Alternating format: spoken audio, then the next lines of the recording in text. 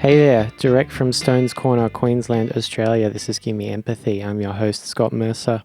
On this episode of the podcast, my guest is Kellie Lloyd, who you may remember previously made a cameo at the very end of episode 9 with Jeremy Neal when she came by to borrow my bass amp. Kellie Lloyd plays bass and sings in the band Screamfeeder along with Tim Stewart, who is featured in episode 17. And she also has a bunch of her own solo stuff and another band called Majestic Horses. And she's generally been in a bunch of bands over the years. And this episode was so very, very interesting to me. I've known Kellie for a while, but I've never really sat down and had a big, long talk with her. And she was really open. She's just great at talking. And people are often nervous when they sit down and Kellie didn't seem to have any of that, and she's good at words, and I found a lot in common with her, and I learned a lot from her. She taught me some fucking lessons, man.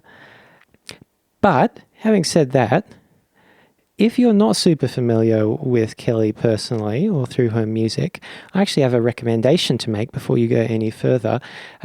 I would recommend you listen to an episode of another podcast called Hearsay with Saya Vogel. It's episode 4 that Kellie was on a bit over a year ago.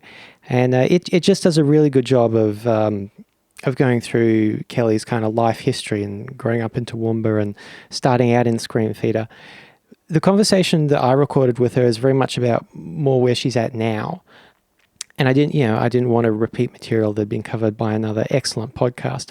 So yeah, I really do recommend go listen to episode 4 of Hearsay if you don't know much about Kellie. In this episode, we talk about Kellie's current project, Majestic Horses, and what she's doing with that. She talks about how she organizes everything and in her mind and on paper and in her life. She talks about the process of giving up drinking 10 years ago. She talks mentoring other musicians, and at the end we have a bit of an extended conversation about one of her songs in particular that I really, really love, called Stopless, which was originally a Screamfeeder song. I got to say, when Kellie was talking about that song, I welled up a bit, and then again, even when I went back and was editing that part of the conversation, Kellie's an amazing person, and I hope you enjoy her company on this episode as much as I did. So here is episode 27 of Gimme Empathy with Kellie Lloyd.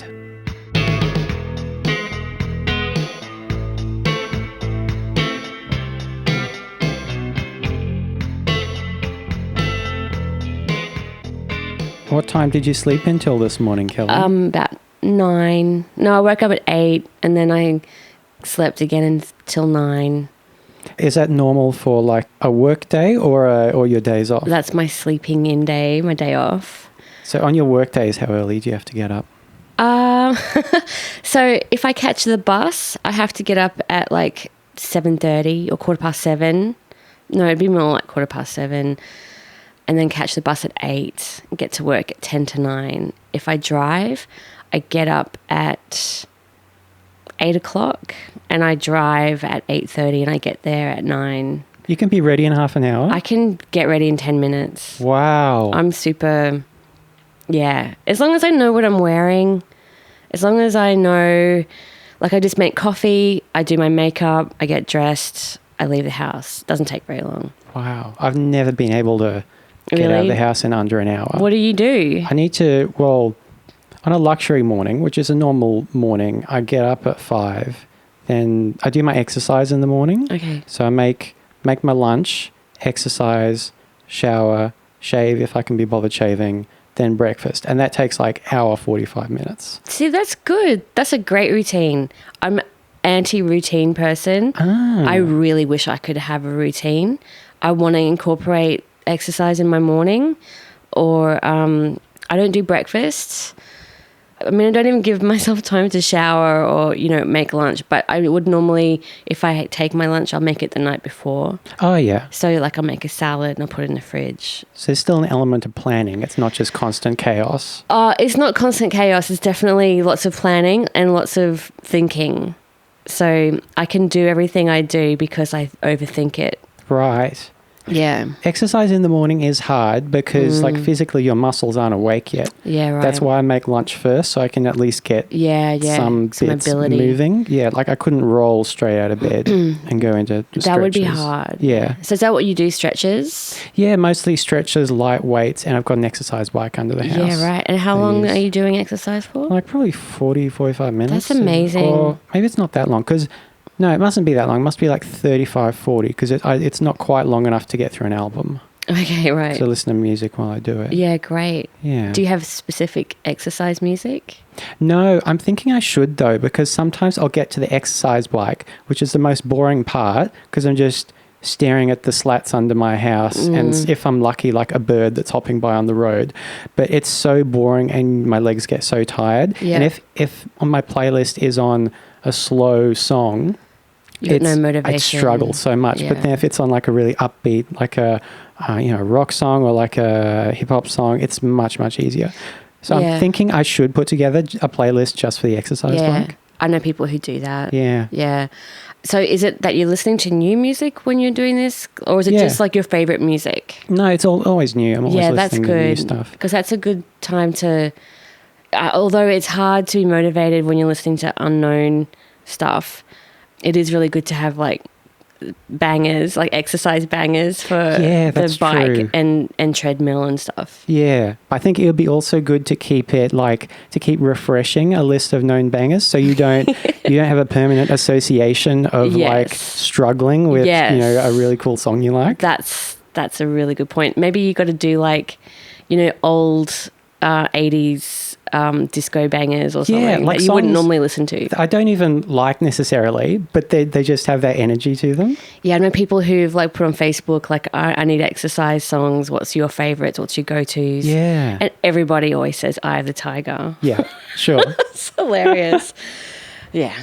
I used to use the alarm on my phone to wake up and I would set it to like a song I liked, but I found I started to hate those songs. Yeah, that isn't cool. Because it was responsible for getting me out of bed.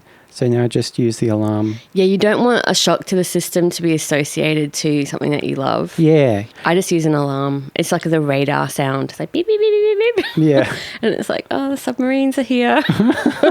They found our location. Time to go down. We should say, how do you know me, Kelly? Oh, I know you because you're a guy around town, but you're in a band with my bandmate.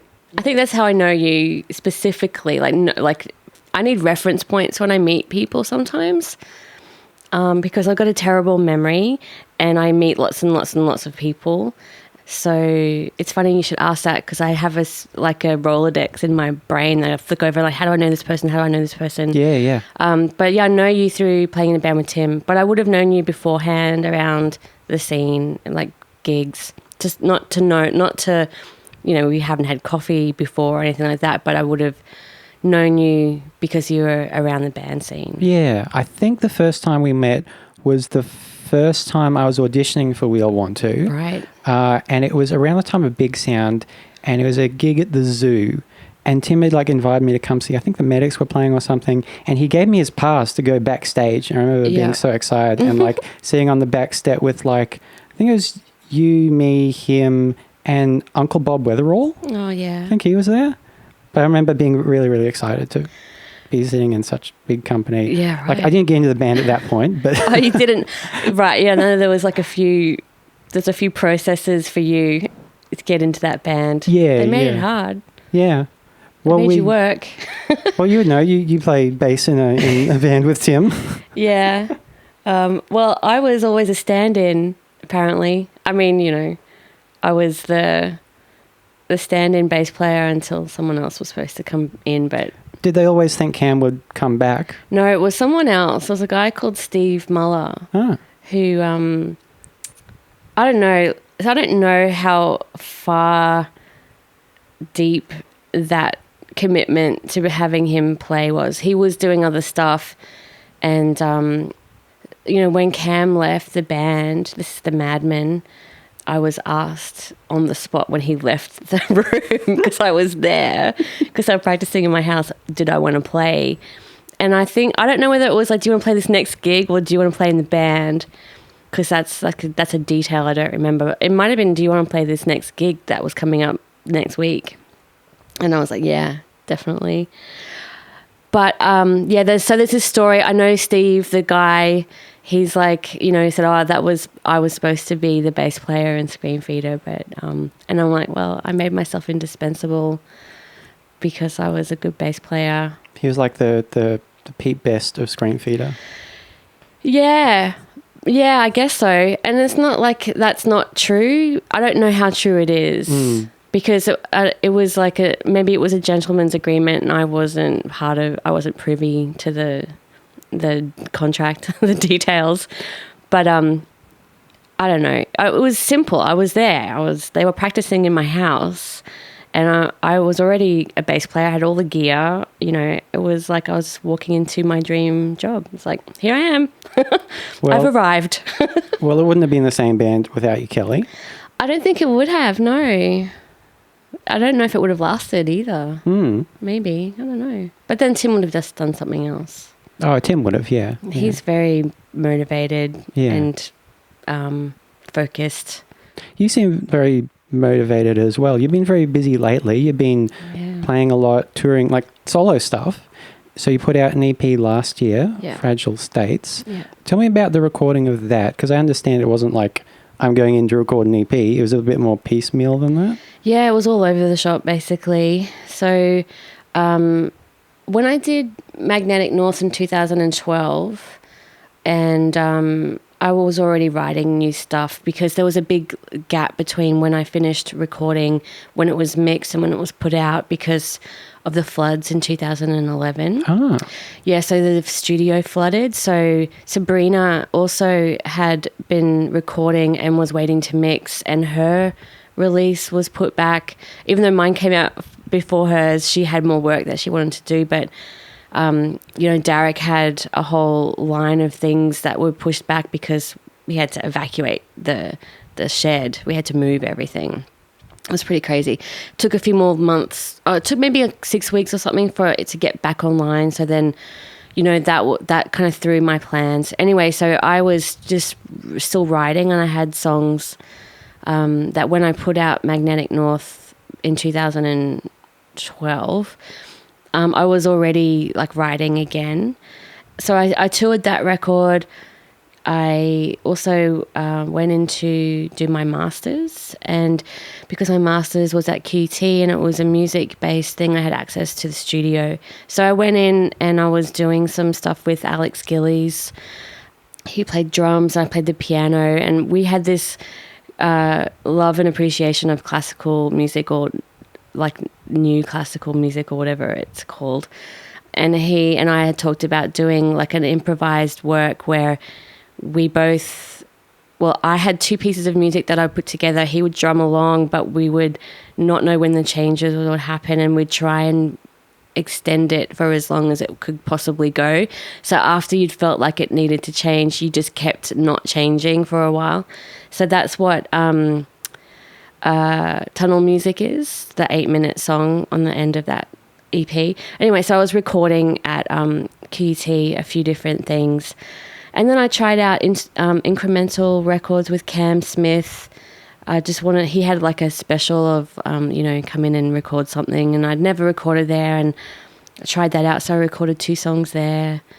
That was Good Night, My Love, and Nothing Remained.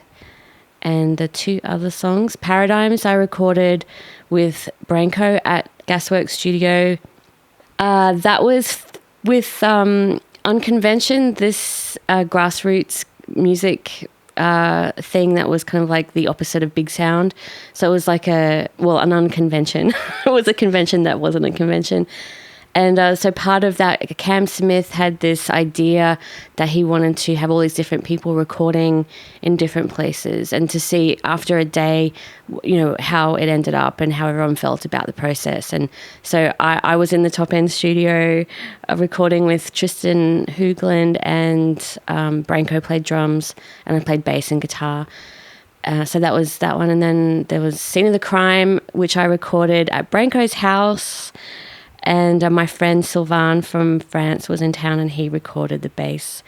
Also, Paradigms and Soon the Crime were both used as songs on singles clubs. So Mere Noise Records and Tim Guitars both had singles clubs, and those songs were used in those. So there were just bits and pieces. Really long story. Sorry to extend that out. But yeah, so they were just all randomly recorded different times over like 3 years. I'm in another band with a couple of friends in Sydney called Majestic Horses, and I've been trying to compile songs. I've got a whole bunch of songs that I want to record with them, but those were the songs that I wanted to maybe re-record or put out on a record with them. And I was compiling them into a playlist, and I was listening to it going, oh my God, these like all go together so well and they sound so great. They're not demos, I don't think. They're like things that could be used. So it's like, I should just put them out because, then I was like, I wanted to put them on vinyl, but there wasn't enough songs. And there was also an 8-minute song which threw out how I could compile it onto a 2-sided vinyl record. So I was like, do I record a couple of extra songs and just chuck them in there, or do I just leave it as it is? And I felt like it was a whole as 6 songs. So yeah, that's what I did, and I'm really happy with it. I think it's one of those, I don't know, nice little collections that sits alone by itself, because I'm going to do another record at some point soon, and I think Fragile States will be this little thing in the middle. Yeah, tell me about the new one. So are you planning this to be a more cohesive, planned thing from the start? So the Majestic Horses record, we're going to Tasmania at the end of March. And so I've been writing songs and putting them aside for this band for ages. And it's myself, Andrew P. Street, who's a journalist and also used to be in a band in Adelaide called the Career Girls. And he's a really lovely person, and he's a very good bass player. And he's actually a really great songwriter and guitarist and singer as well. And Kate Wilson, I have trouble saying her name because she's known on Facebook as Placid Anderson. So whenever I'm like, I see her name as Placid Anderson all the time. So I just go, what the hell is her name? It's Kate Wilson. She plays drums. She's in a band called Holy Soul and also used to play in the Laurels. Her and I became really good friends. She played drums with me a couple of times when I was doing solo stuff. Andrew P. Street was her best friend, and then when I came to Sydney to play with her, he was like, why can't I play bass? So we started doing this thing. We've played a few gigs together, which was just basically my solo stuff. So we've been talking about this for years and years, like at least 2 years. It's been like, let's do this record. So we're doing it, going down to Hobart. We were recording 6 songs at the uni with David Carter, and we'll be there for a week. I don't know what's going to happen with these 6 songs. Like, I don't know whether it'll be like an EP or whether it'll be a digital only thing, or whether we record a couple of extra songs and I'd like to do vinyl. I prefer to put out things on vinyl. I don't know. So my plan isn't very concise yet. So is Majestic Horses like an extension of your solo stuff, or is it its own thing? I don't know. I think it's an extension of my solo stuff with things that I'm writing specifically for them. And I've got songs that I haven't played as a solo thing, and I'm writing more songs at the moment. Actually, I'm kind of going through a bit of a writing phase, which they come and go. And so it's nice to be in this writing thing. And so I had all these songs that were earmarked, and now I've written new ones and I've pushed old ones out. So I'm kind of like, there's these older songs that I'm going to lose. They're just going to be forgotten about, and I've got to do something with them. So, I mean, maybe I'll record them with Majestic Horses and do a record that way, and we'll have to record them separately, or I don't really know. It sounds a bit like We All Want To. Yeah, probably. I want to. Watch out, these things have a way of running away from you and getting a life of their own. Yeah, I know. And I don't, like I was saying, I'm not a routine person. Even though I have like clear plans in my mind, I'm always open to the plans and the parameters moving.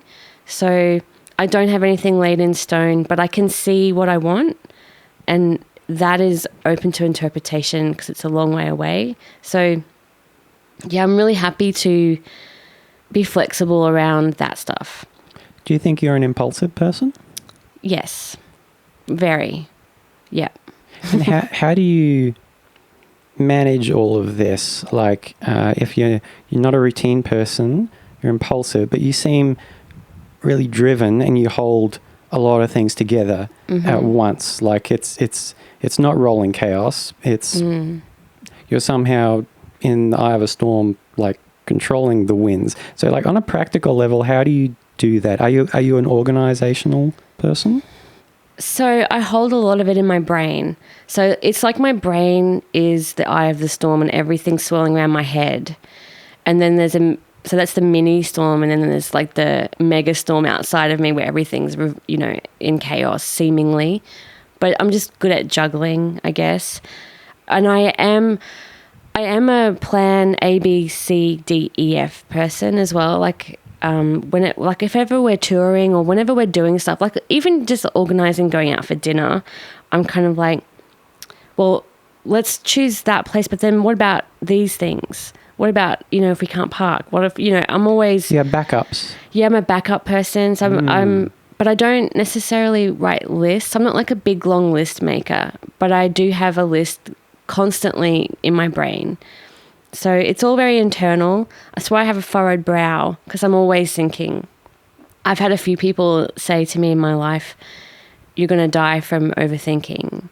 So I can't really help that. And it is because I'm thinking, so if I want to do it this way, what about these things? What happens when that happens? Or what happens if that doesn't happen? What do we do then?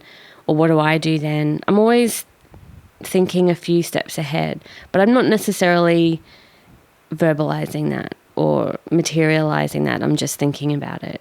Does that cause you a lot of worry, or do you feel like that helps you keep on top of things by thinking of possibilities and contingencies? Yeah, it keeps me awake at night, so I'm not a very good sleeper. So I have tried to do lists before I go to bed, and I do on occasion like make big plans. Like, I write down things that I want to do, and then I'll actually, do multiple lists of the things I need to get done. When it comes to music and with my solo stuff, every so often I'll get my diary or my journal and I'll write down the songs that I've got, and I'll write down the songs that they'll fit into, whether it's Screamfeeder, whether it's my solo stuff, whether it's Majestic Horses, or whether it's a whole other thing. So I do that all the time. When I was a kid, I used to write, I've had journals since I was 15, and I would write down at the beginning of every year the plans I want to achieve. And then at the end of the year, and I'd also keep a list of the movies I'd seen and the records I bought. I still have a list of every movie I've ever seen. Wow. I don't do that anymore. I wish I did. Yeah. But because I'm forgetting lots of things, this memory thing of mine. Yeah. I really wish I could do that. But I forget to. The irony. So yeah, I'd make a list of all the things I want to get done, and then they're all my goals, and then all of the results at the end, I'd sort of go, I did this, I did this, I did this. So I've always been a doer, and that's what I really seek that out in other people. I find it really hard to deal with people who are sayers and not doers. Yeah, I don't know. I need to do things, and I can do music, so that's what I do. I used to write a lot, but I don't really write very much anymore. Like prose? Yeah, lots of prose, lots of just getting it all out of my head. And I actually need to return to that because I found the internet has broken my creative outlet of writing and reading. I don't read as much as I used to.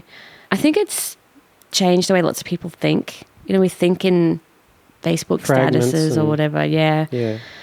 And I used to write pages and pages of prose. Just I could spend a whole afternoon just writing just bullshit. But that's how I would get a lot of my lyrics and stuff. And so now I get stuck for lyrics because I'm not writing like I used to. I don't have a deep well of pages to choose from. I don't know how I do the things. I don't know how I manage it, but I am always thinking about it. And it's also just the doing, because when you do music as you know, it's not just writing songs. There's the going to practice. There's the organizing the things around it. There's the admin. When you're a solo person doing the things that you do, you've got to do like the Bandcamp stuff, and then you've got to like upload all the thing. You've got to write the blurbs. You've got to try and drum up some media. You've got to like book the gigs. You've got to book the flights and the car and the blah and the blah. It's never ending. And so it's really good for someone like me who my brain never stops, is to keep doing things like that, because I find it lubricates the cogs, the doing. Like you couldn't stop if you tried. I don't think so. I think I'd get depressed, because I have, like, since I was 15 or even younger, at 11 I was learning the guitar, and then at 14 I got a bass and got lessons and was in a band. So from 15 I've been in a gigging band, and then I had maybe a year off when I came to Brisbane from Toowoomba and started university. I thought I should probably just do uni. And then by the end of uni, year 3, I was in 3 bands. They're all practicing in my house.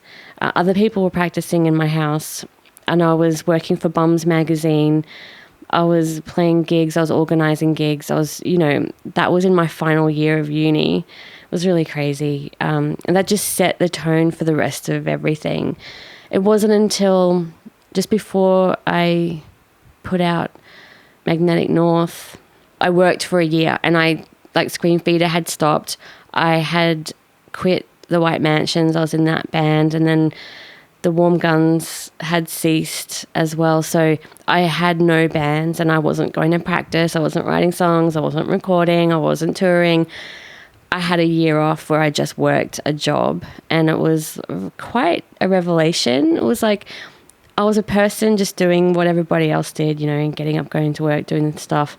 It was really good. I enjoyed having the break. But then it was like, bam, straight back into, right, okay, I'm doing this. And that's when I compiled all of my songs for Magnetic North. So you felt like a year of full-time work was a break? Yeah. It wasn't full-time either, I don't think. I think it was only 4 days a week. But that was like, I was working in events. I was working at Q Music. We were doing big sound. It was heavy work. Like, it was a lot of travel and a lot of doing professional development stuff. And it was really good. And I was glad that I could just do that instead of all the other things as well. I learned a lot, and I got a lot of good skills, and then I was like ready to go back to music. I've totally felt the same thing recently, that real work, the one you get paid for regularly, is in fact a break from the rest of your life, like in the last month or so especially. And because, I work 4 days a week as well. So when you're doing, music and podcasts and radio the other 3 days, which occupies a lot more brain space than my day job, it really is like, as much as, I don't have strong feelings about my day job, but it's kind of a relief to go back there in the air conditioning where I can just listen to other people's podcasts all day and switch off. Yeah. I don't get to switch off in my job because I'm taking lots of calls and I'm doing a lot of admin and I've got to think. So I don't even listen to music when I'm at work. I mean, sometimes I do, but not often because I'm interrupted by phone calls. And I also have to think a lot about what I'm doing, and that thing has to go on that spreadsheet, things like that. So, I've got to fill in that spreadsheet with that information. So I kind of got to be on the ball. But I do find going to work means that I have systems and procedures that I follow, and I feel very safe in that because I'm not a systems and procedural person. Is part of it there's less potential for failure because you're more on rails? It's more clear what you're supposed to be doing? Yes. I have a very clear set of rules around what my job is.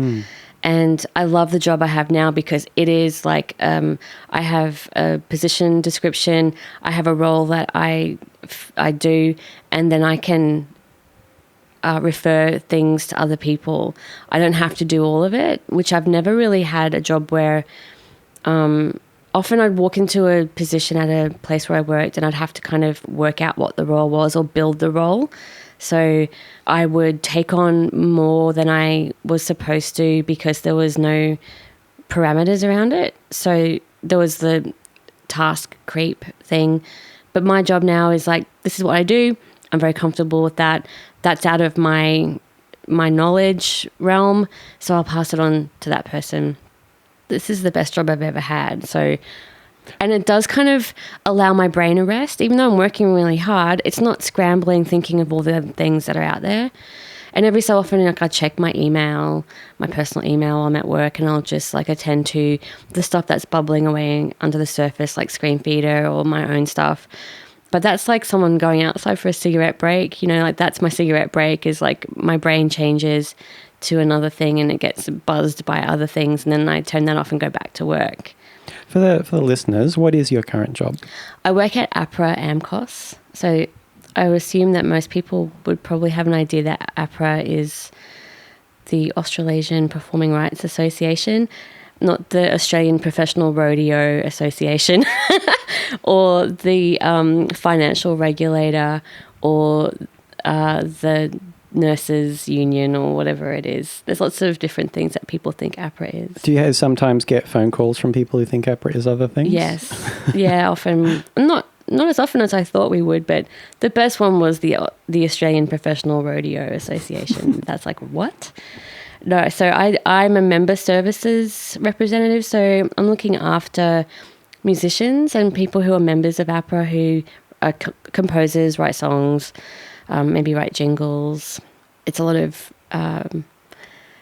telling people what copyright means, telling people what ISRC codes are, and like what the best way to get your music online, like digital. Like people have to explain that to get your music on Spotify, you need a third-party digital aggregator. A lot of massaging expectations about how much money they're going to make by putting their song on CD Baby, or, you know, having their song on iTunes, thinking that, yep, we've made it. And it's like, okay, well, you know, you'll get paid in November for the live performance you're doing, and, you know, it's not going to be $1 million. Do you find it rewarding work? I really do, actually. Yeah, there's part of my job is finding people who are on the system who we've identified as having earned royalties, but they're not members. So it's like another job I used to have at a courier company, where my job was to find the undeliverable stuff. So often stuff would get brought into the warehouse with the wrong address or the wrong name, or the address had fallen off it, or, you know, whatever. It would go into the cage, and my job was every afternoon to deal with the cage. And I loved it. It was like me finding who belonged to this present, or like the documents that had gone missing, whatever. And I loved being the person who could help facilitate the outcome at the end. And so it's the same with APRA, where it's like we've got people who aren't members, who've earned money, and it's like, how do we find them? So I've got to do a lot of sounds like detective work. It's like, you know, Google searching, finding who their co-writers are and contacting them. And sometimes it's as easy as that, but other times it's not. And there's been people who've got thousands of dollars sitting there and they don't know it.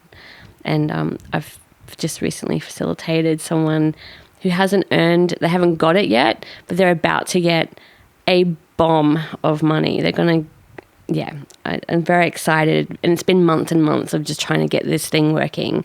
And they should get their royalty payment of stuff that they didn't know that they were entitled to.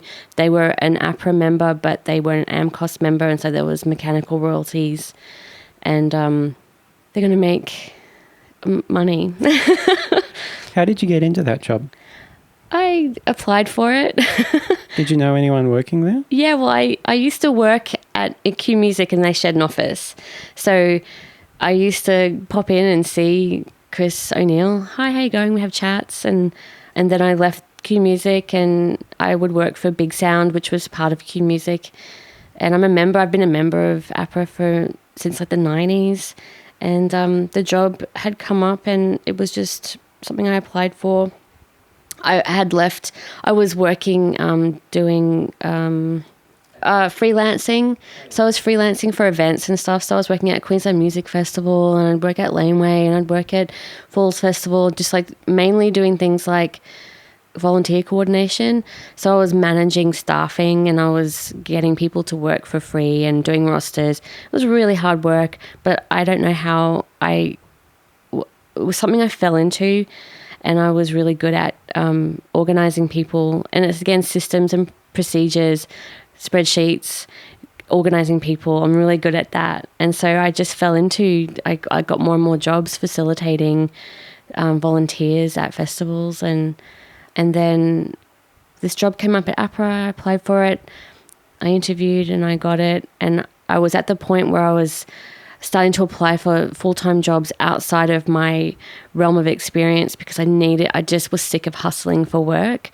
I'd be working a job and then I'd be applying for other jobs, looking forward 3 months, like trying to find the next thing. And it was starting to really wear me down. I loved working in events. I love that whole, it's very exciting. It's very buzzy. There's, you work really hard and then you deliver the thing, and it's like this huge build up, and then there's this thing, and it's really exciting work. But I found that it was actually probably kind of killing me. that cycle of having to hustle after delivering on a big thing. Yeah, but hustling while you're delivering, hustling while you're building up. Something like Queensland Music Festival, I was working on this thing called Keys to the City, which was, it was like a 14-day event. We had to put pianos into like all of these different weird spaces, and the event was like every day a different thing. So months of like organising, and I had 300 volunteers I was organising for 14 days, and it was like getting people to work for free for 14 days. Oh my God, it was so intense. And so you get really burned out by this level of vibration, like you're vibrating. So anyway, I got the job at APRA, and I applied for a whole bunch of other jobs doing events in other places and stuff. And I wasn't getting these jobs, but I was interviewing. I was always the runner-up, but I was totally punching outside of my weight range. And I got this APRA job, and it was kind of like, oh my God, like this is the perfect job for me. It's like all the things that it was like all the roads I'd ever traveled led to this job. I'm happy to sit down on a computer and weasel away at admin. How did you get involved in Girls Rock? So Girls Rock was something that Ash Curley had approached me to be a part of. We had several meetings while she was working towards it. In fact, before she even knew what she was doing, she was talking to me at gigs like, I want to do this thing where it's just like, it's like we get like a whole bunch of amps and pedals and guitars and just get girls in there, and it's like, just do it. And I was like, yes, that needs to be done. And then Girls Rock was something that was happening in the States, and then it happened here in Australia, and she went down to Canberra and took part, and then she brought back the franchise, I guess. And yeah, I just was a facilitator in that. So I was like a band leader and a instrument coach, or I think that's the terms. And I sat down for a week and taught this bunch of young girls how to play bass. And then every afternoon we'd do the bass thing in the morning, and then the bands would meet in the afternoon, and they would write a song and work out how to play it. And by the end of the week, they'd do a gig at the end. It was like one of the most hard, emotional, taxing, exhausting, but exhilarating and fulfilling thing I've ever done. It was so great.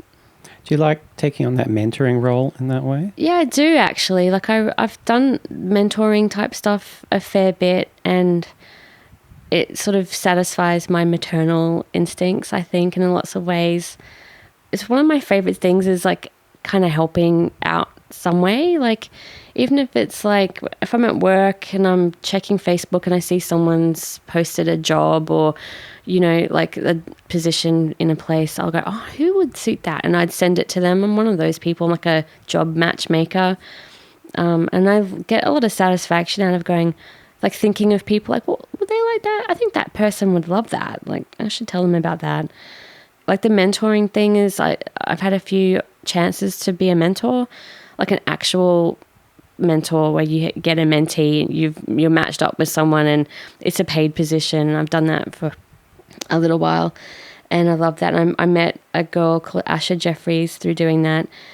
We both didn't know how we were supposed to be these particular roles, but we would just meet and have lunch and talk about music and talk about how you do it, you know, like what's a producer do and what happens when you record and what would you do and how would you do it and what to look out for, things to think about, and then just listen to music. We'd play each other our songs and hang out, and we still hang out after this thing had finished. We were like, let's just hang out. And so we'd have lunch. We have lunch all the time, and I'm going to go see her play tonight. And I love it. I just really love it. Yeah, she's doing really well. She is amazing. There's something truly amazing about her as a person. She's just such a... What you see is what you get. Like, there's nothing hidden.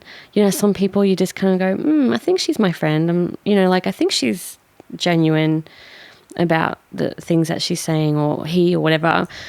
But with Asha, there's nothing hidden, and her songs are incredible. Like, she just tells these stories that it's like, how old are you again? Yeah. When I met her, she had just turned 19, and I was like, you're like a 35-year-old woman. It's crazy. And she's got such a great voice and really delicate guitar style. Yeah, I think she's amazing. What kind of lessons have you learned over your life that, I guess, what are some of the harder lessons you've learned about the world and about yourself that you try and, I guess, teach or even warn other people about? I think the biggest lesson that I've learned for me is just to be calm about stuff. Like, I'm a worrier because I have all these things in my brain. So I worry about stuff. And I think I've learned that if you kind of step back from the things that are happening, instead of worrying about the getting to the place on time or like the things that worry, I like to be punctual. I was late here today because I was easy on myself about not having to, be like, I've got to run. I was just like, I'll get there. If I'm 10 minutes late, it doesn't matter. Because you also planned for that, because you told me last night I might be a bit late because I want to sleep in. Yeah. Not because, and you didn't have to come up with, because I have to do a million things. Just fucking, I want to sleep in. Yeah. And that's absolutely legitimate. I think finding that I'm not a good sleeper and I'm a morning sleeper.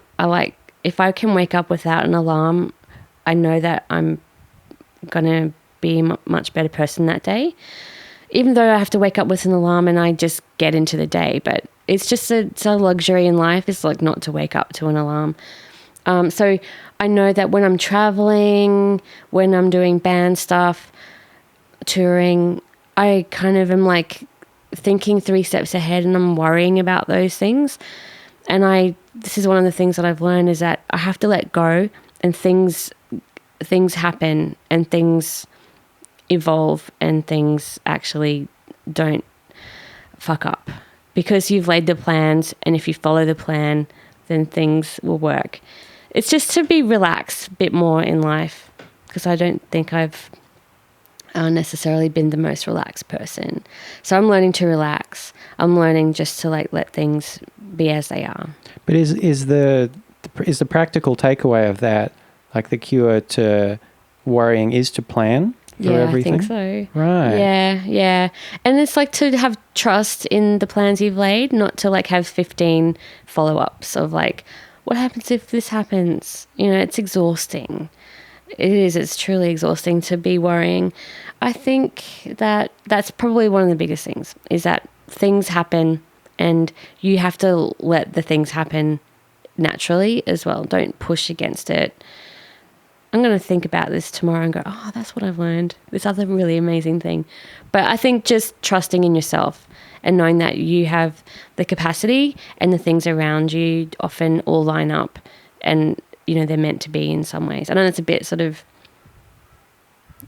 hippie. I'll just let the universe dictate its terms. But there's something else at work. Like when you do lay plans, they execute themselves. You just have to make sure you've done all the things that allow those things to happen. You and Tim in particular seem like you're both driven in a similar way, but you also both seem like pretty chill people these days. Has it always been like that? Or back in the day, like when Screamfeeder was flying really high, did your drive ever butt up against each other before you'd learn to calm down? Yeah, I think I've always... so Tim and I are very matched, but he's a level ahead. He always has been. Although maybe we were both level and I let him move ahead of me in terms of like taking control. Because I wouldn't normally say, yes, I'm a control freak, but I do have all these layers of planning in my head and all the things I want to do, and I can see them. So I think that means I am a control freak in some ways. But Tim is an extra level heavy duty control freak because he's at it like 24/7 and I'm at it maybe 24/5 or something like that. And I've always let him have that upper level of control. And I love that about him because I completely trust him.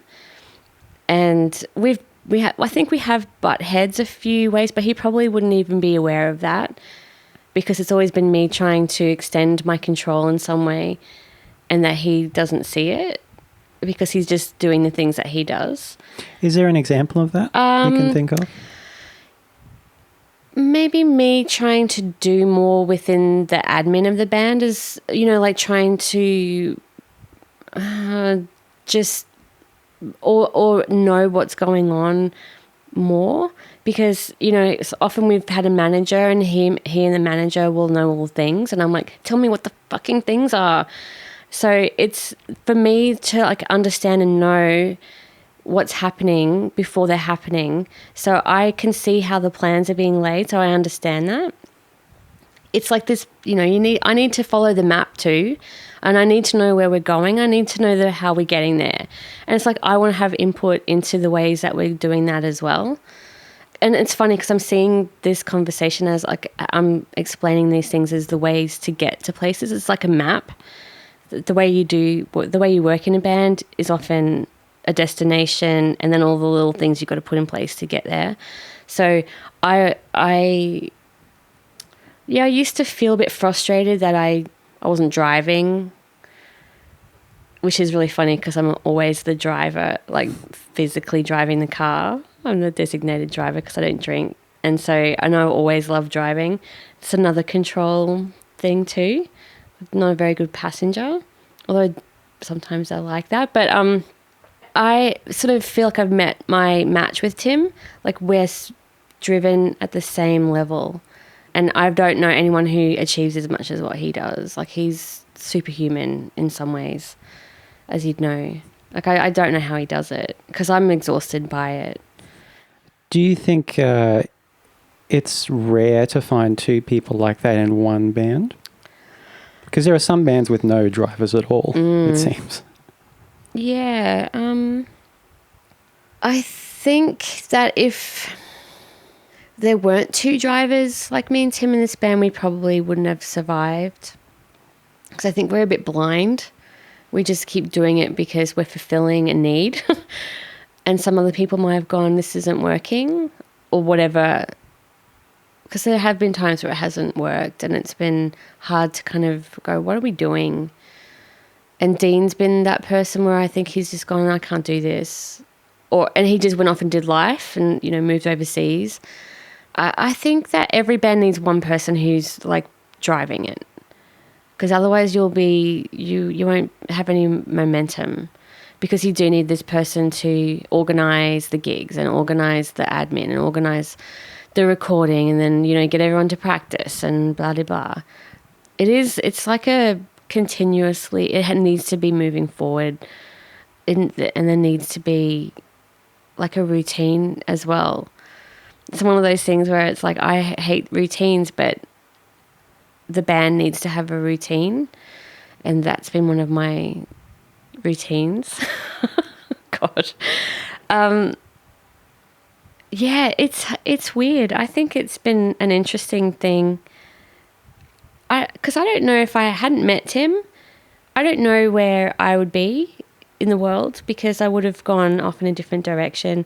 I probably would have still done music, but when I met Tim, I was doing a film degree and I was probably more motivated in the film area. So I have a feeling that maybe I would have gone off into TV, like being a producer or something, the back end of productions and film or TV or something. I can see that. I can see you being like a Jane Campion type maybe auteur in that way. I don't know. Yeah. And I often have wondered, like, well, what would I have done?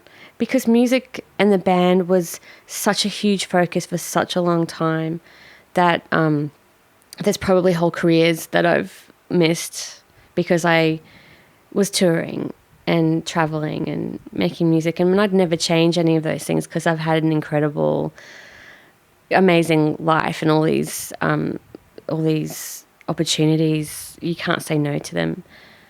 I don't know what I would have done. Do you think you ever would have started your own band, like with that was centered on like your stuff, if you hadn't met Tim? I mean, definitely. I mean, I had before Tim. I had been in other bands where I tended to be in bands that were more, we all wrote together or we all brought things in. And so that's kind of happened with Tim as well. But Tim was very much like, at the beginning, he had all the songs and I would bring in a song or two and they were often not used. And that's why I started doing my own, like my first solo record was all the things that Screamfeeder rejected. And which is fine because like all those songs are not the best, but they were a thing that I did. So there was a certain standard that we needed to have, and I worked at that. I became a better songwriter because of all those things. And I definitely would have done music. I would have played in bands. I would have done stuff. But I might have also decided to move away from it if I hadn't had a certain level of success, I think, maybe. You mentioned earlier that you don't drink. Yeah. When, why, and how did you stop drinking? I stopped drinking in 2008. I stopped because I wasn't in control of my drinking. I wasn't handling it. I mean, I was a really good drinker because I could drink and drink and drink, and I would drink people under the table. And I thought, I considered drinking like it was an Olympic event, and I was always going for gold. So I was like a pretty heavy drinker, and I was also a really bad binge drinker. And I was a statistic, like I'd lost my license for drink driving at one point, and that was like one of the lowest points of my drinking career. There are several other low points, but that was one of the ones that was very public and it affected everything as well. And just being a binge drinker, that went from binging on the weekends to like drinking every night, maybe, depending on the time, because I wasn't like an every night drinker, but I would have this thing, if I had 3 drinks, I'd have 3,000 drinks. So I wasn't really able to keep a handle on it. And it was just doing some damage, and it's done. Like, I think I've sustained a fair bit of brain damage from it because I can't remember stuff. Like, I can't remember things. And as I'm getting older and I'm finding that I think that my short-term memory is pretty bad, and I don't remember things from the past. Do you know what I mean? Like, there's just times where I'm like, I don't remember that. I don't remember people's names. I do think this is all sustained from a pretty heavy drinking regime. And alcohol was everywhere. It was part of your payment for playing gigs. It was in workplaces where I was working, working in events. It was a currency, it was a reward, it was all the things. And another big thing was that I was getting more and more depressed. And I would wake up with anxiety and depression that would go for days. And I was like, this is ruining my life, and I needed to stop it. And so I did. Was there one particular event that made you think, right, this has got to There were stop? lots of little events, but there was one where, it's sort of fairly private, I guess, but I woke up one morning and I basically had just gotten back from the States, and I had duty free. I had like 2 liters of vodka. I drank most of one bottle at a barbecue at our house, a shared house that was a bunch of flats, and we had like a party, like a barbecue type thing, and I was the drunkest person. I was like passed out by 8 o'clock or something, and that was another thing. I woke up in the morning, felt disgusting, tipped out the other bottle of vodka and just said I'm not drinking again, and I haven't drunk since then. It was October 2008. So you just went cold turkey? Yep. Was it really hard? Did you need some kind of, what support did you look for to get you through? I stopped and then just tried to get through the weeks, and then I ended up going to see my GP, and I don't know if this time frame is right, but I ended up going on anti-anxiety medication. My doctor was like, you've been self-medicating and you've just stopped your self-medicating, so it's hard to do that. So I went on Zoloft for 2 years, which I think was probably a year too long, but I was finding that I was relying on it, and I was scared to come off it. It was very hard to get to the weekend when everyone was going out for drinks after work or going out for dinner or going to see bands, and they're all part of this, our culture, where you go out and you drink and you share the drink with your friends, you celebrate with it. It's all those things. It's tied up in every single little thing that we do in our lives. And so I was finding that quite hard. Like, what do you do on Friday night if you don't drink? Like, what the hell do you do? I don't know what I did. I just didn't drink. Like, I just made it through. I still sometimes think about, like, it's 10 years this year, and sometimes I'm still like, I would fucking kill for a glass of wine, because there was all these other things wrapped up. There's all these layers that are wrapped up with why you, like, what you associate it with. But in that first year of not drinking, I went through a wedding, Christmas, New Year's Eve, my birthday, and a funeral. So I went through all the big life events and I didn't drink. And then after that, I was like, I can do this. And it's just a choice that I made. I was like, I didn't want to drink at all, because I know that, it's part of an AA type way of thinking. And giving up smoking, because I gave up smoking the year later, and I was a heavy smoker as well. So smoking got me through the first year of not drinking. Then I gave up smoking. That was really hard too. But there's this premise around stopping drinking, is that you can't have one. And it's the same with smoking. You just can't have one. And it's such a simple thing, but the concept is mind-blowing, because if you have that one, then you've blown it. You've blown that all the time you haven't had one. But then that one, when you have it psychologically, you go, I can have another one. And then before you know it, I know I would. It's not for everybody, of course, but I know that if I had one, I would have two, then I'd have three, and then I'd be back on it. And it wouldn't take long to snowball into binge drinking again. And I don't want to be that person. I don't want to have a crutch. I don't want to be... Oh, that's emotional language too. I don't want to use emotional language around not drinking, because for some people it's not good. I don't like that either. Like, I don't want to use particular language around it, saying like a crutch. Like, I don't want to be reliant on drinking.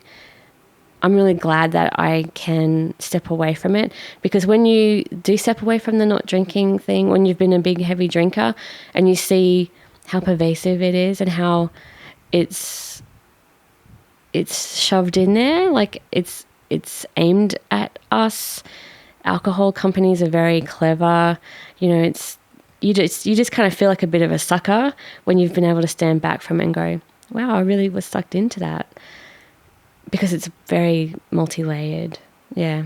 And the same with smoking. But now I feel I hate smoking now. I don't like being around smoking. And I can see that that's quite antisocial in lots of ways, like how it's now pushed further and further out of everyone's field of view. Like you've got areas you can only go there, you can't be near a doorway, you know, there's all these rules around it. I can see why it's really quite attractive to some people, because they see that as marginal behaviour and, you know, like the rebel thing. Anyway, I don't drink, I don't smoke, and it's been hard, and I feel like it's been really beneficial for me. What did you notice? Like, what were some of the first things you start to notice when you quit drinking and you were still like going out? Like, what changed about the experience? I found that talking to drunk people is really hard when you're a sober person. I found it really changed the way I wanted to go out. I wanted to watch a band. I wanted to be at the front. I wanted to partake in that experience of the band's experience instead of being up the back at the bar talking shit to people. I still like the fun talking crazy stuff. Like I love the social stuff, but I felt like I needed less of that and I wanted to experience a band thing. So that's gig going for me. Like the hardest thing was, I think, just dealing with drunk people and the personality changes that some people take on. And I did that. I became a different person. I felt at Psych Masala Fest last year, after all the bands finished, we were talking outside. I think Saya was there as well. Afterwards, like I felt, you know, as you would remember, I'm sure, waking up the next day and thinking, oh, I made such an idiot of myself last night. Could have been one or two things you said. And I remember I was talking to you at Psych Masala, and I think I'd been drinking for the previous 10 hours or so. Yeah. And I was talking about your set you played there. And I was like, oh, I should play bass for you. It'll be great. Because sometimes you have that drunk logic of symmetry. Yes. And I thought, I play bass in Tim's band. I should play bass in Kellie's band. Wouldn't that be funny? Mm-hmm. And I was just like really enthusiastic about this idea. And like you just gave me this look, and like a part of this may be a projection, but it occurred to me very quickly, like how many drunken men in particular must have given you advice, stupid, you know, had tried to tell you what you should do with your music over the years. And really quickly I felt really stupid about saying that. And I'm not sure if that's how you took it or if it was just, oh, Scott's drunk. That's okay. I forgot about it completely and I remember it now. That's one of the things about drinking when you wake up the next day and you have all that regret and all of that anxiety around, oh, what did I say? What did I do? Well, that's one of the things that I worked out is that no one cares what you say or do. And you have all this worry and all this grief around thinking that you've said the wrong thing or you acted the wrong way. But really, everyone's feeling the same thing about themselves. So no one's really thinking about the other person. But in that moment when you were asking me, I did realize that you were drunk and I thought it was funny. And I have had lots of people saying, you know, you should do it like this or you should something or other. I mean, not as many as I sort of thought, or maybe not as many as you think I might, but I can see how you'd get there because it does make sense, that symmetry, and it was funny. I didn't think any less of you. And I didn't think about it afterwards either. Yeah, there you go. Yeah. Maybe it could be at this point where there's always like one thing whenever I go out that I think I've said that's stupid that I regret in the morning. And most of the time you're probably right. It's just in my head. Yeah. And I'd had such a great day the rest of the day. Yeah, that's bad. Yeah. That's one of the things that I don't miss is the combing over trying to remember the details of the night before. What did I say to that person? And, you know, I used to say horrible things to people thinking I was really funny and I was like really charming. You know, I'm just telling the truth as I see it, you know. And that's, I don't know, you end up just sort of maybe coming off as I think I just came off as a jerk. But in lots of ways, I was the life of the party. I was lots of fun, you know, I used to get up to hijinks. And I think one of the worst things about not drinking is people coming up to you when you're out and wanting to buy you a drink, who you're old friends with, and they're like, what, you're not drinking anymore? You used to be so much fun. And I've had that on quite a few occasions, like more occasions than I'd care to remember, that people have said, I used to be fun. Yeah, and it's just kind of like, fuck you, that's fucked. You never say that to a person who's sober, like, you used to be fun when you drank. Even if that's the truth, you sort of, that's fucked to say to a person. Yeah. I recommend that to everybody. Don't say that to anybody. And yeah, so I don't know. I don't want to dwell on the not drinking thing, because it's just a thing that I need to do for me, and I wouldn't tell anyone that they needed to stop drinking. I'm always there for my friends if they feel like they need to talk about not drinking, and if they want someone to bounce ideas off of how they might stop drinking if they think they have a problem or whatever. But I don't want to be a puritanical, like, wowzer. If people want to do what they want to do, then that's all good. But yeah, the thing about what you're saying, waking up and going, oh my God, all the things I said, the things I've learned, no one remembers unless it was something really bad. And it's the same thing about worrying about what you're going to wear out that night. Like, no one's going to care. And I do that too. Yeah. And no one cares. Yeah. No one cares. No one remembers, because they're all too worried about themselves.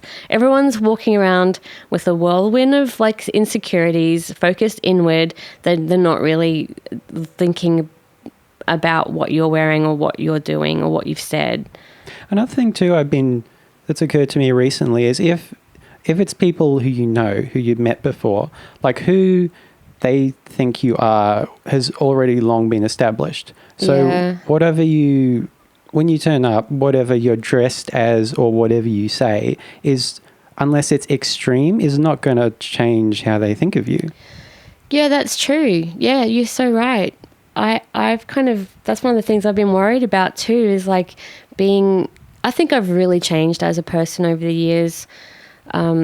I used to want to be a tough person, like an exteriorly tough person, but I'm actually not. I'm quite soft and, you know, I'm vulnerable like everyone, and I'm sensitive, but I always come off with this bluster of like, fuck everyone or fuck that or whatever. Like, and lots of interviews I've done, and that's how people know you, from doing interviews or reading things or listening to the radio or seeing you out.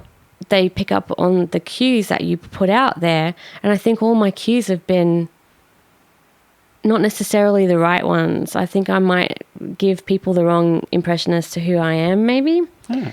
I don't know. That's me thinking very, you know, like as if I was drinking the night before. Oh my God, I've said all the wrong things. That, worrying about the things that you've said. Does that go for your songs as well? Gosh, I don't know. No, I think my songs are probably, the lyrics are probably quite vulnerable sounding, but the music's probably loud and tough. I don't know. I've never thought about that. I don't know. I really don't know how people see or hear my music. I don't know how they perceive it, what they think of me, or what they would pick up from that. That's a hard one.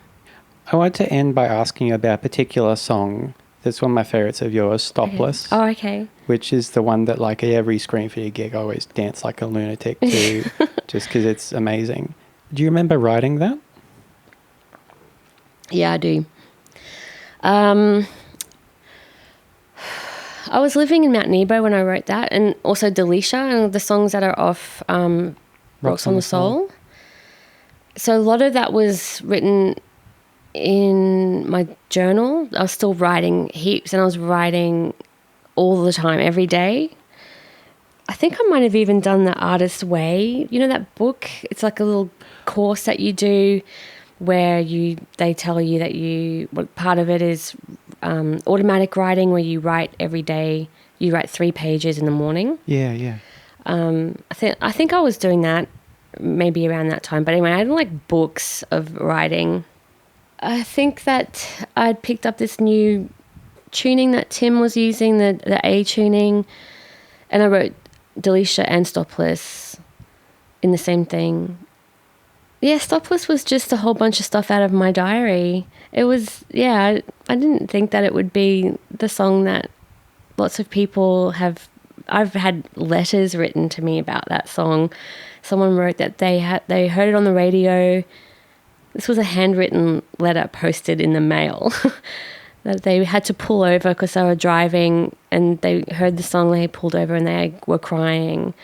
And I was like, oh my goodness, like, far out. And I've had so many strong reactions to that song. I had no intention. It was just a song. But I think I was looking back at myself, and, you know, lots of songs that you write, of course they're about you or they're looking inward at you. But this one was sort of a little bit different, I suppose, where it was a summing up of my life to that point, and it's referencing moments in time where I felt really happy and moments in time when it has been hard. Yeah, I don't know. It's just like a little culmination. It's like a little nutshell. It's like all the things in the nutshell.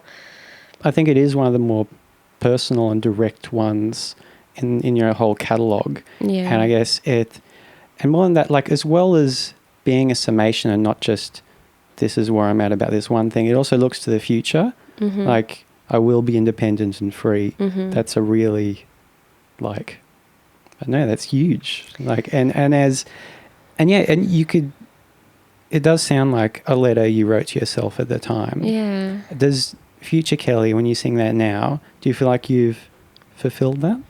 It's funny because I do always really take notice of the lyrics when I'm singing that song, because I do feel like it's my manifesto or something. Yes, I will be independent and free. That's been a very big driver in my life.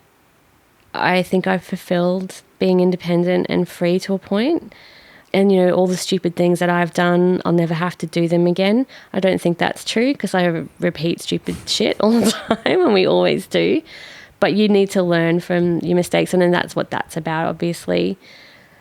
You know, there's the line also where it's like about a housewife.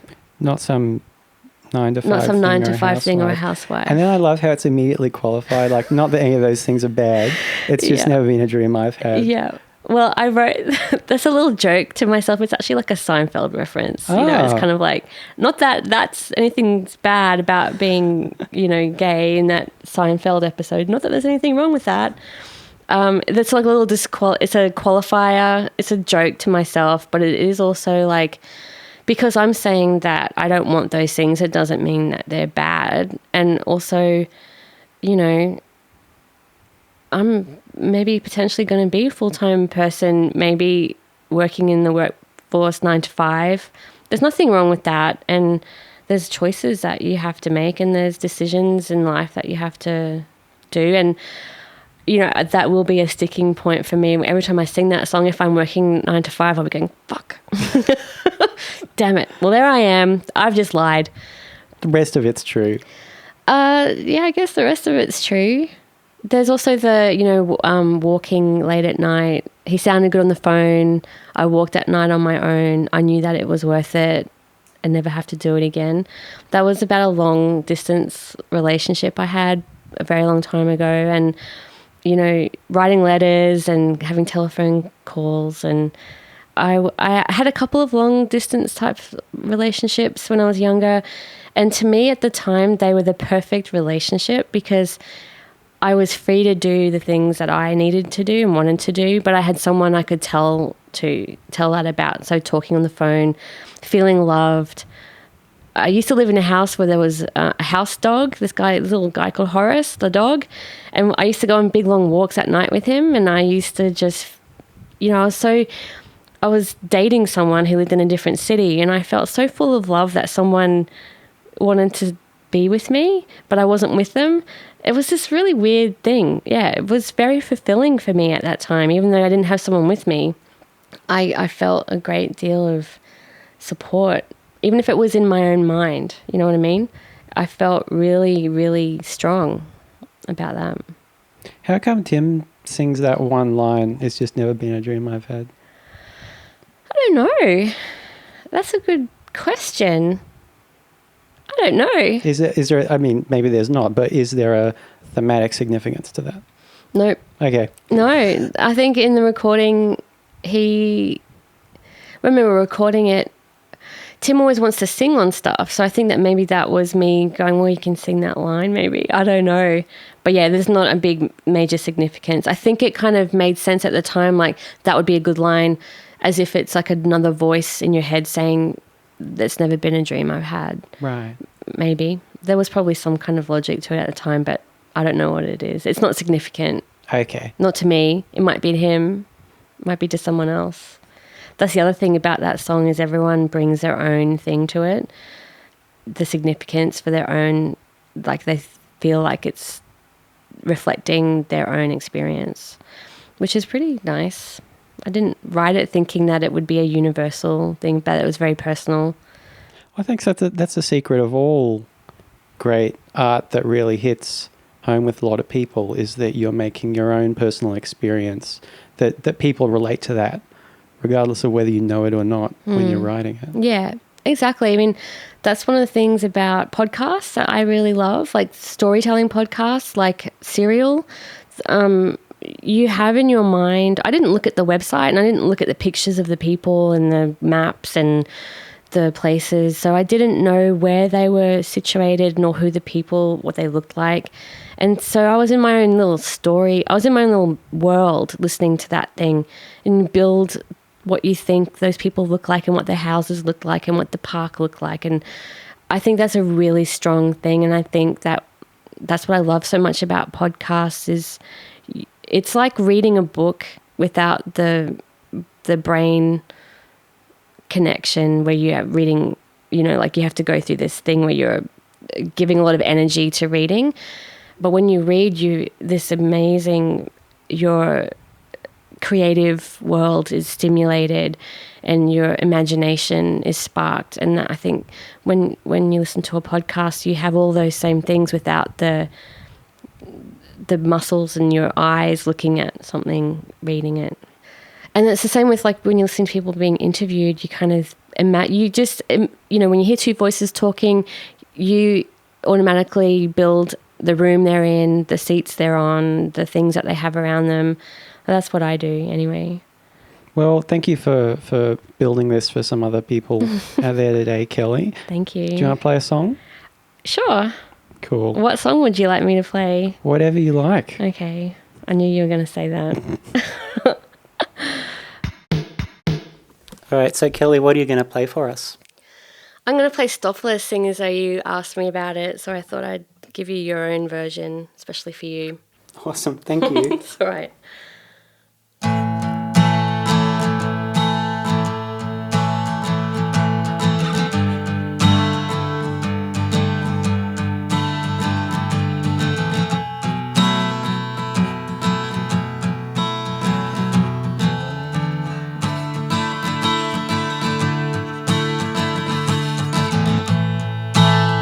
If I'm talking in past tense, I have lived a charmed existence. Now that change is in the air, another scar we will compare. I thought at times I've been enlightened. To tell the truth, I'd become frightened of all the things I've never learned, and all the energy I'd burned on all those stupid boys that I thought were worth my time and I would die for. Lose my head, and when my heart felt, add to my life's list of disappointment. He sounded good on the phone. I'd walk at night on my own. I knew that it was worth it, and I'd never have to do it again. I've been having weird dreams again.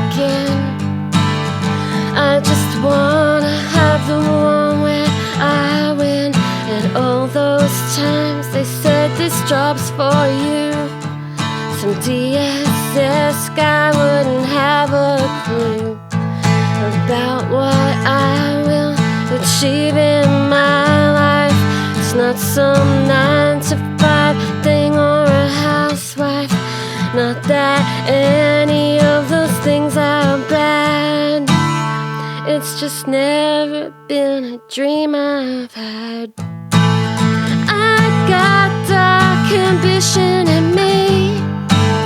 I will be independent and free. And all the stupid things I've done, I'll never have to do them again. And I'll never have to do them again. And I'll never have to do them again. And I'll never have to do them again. And I'll never have to do them again. And I'll never have to do them again. And I'll never have to do them again. And I'll never have to do them again. And I'll never have to do them again. Thank you so much, Kellie. Thank you.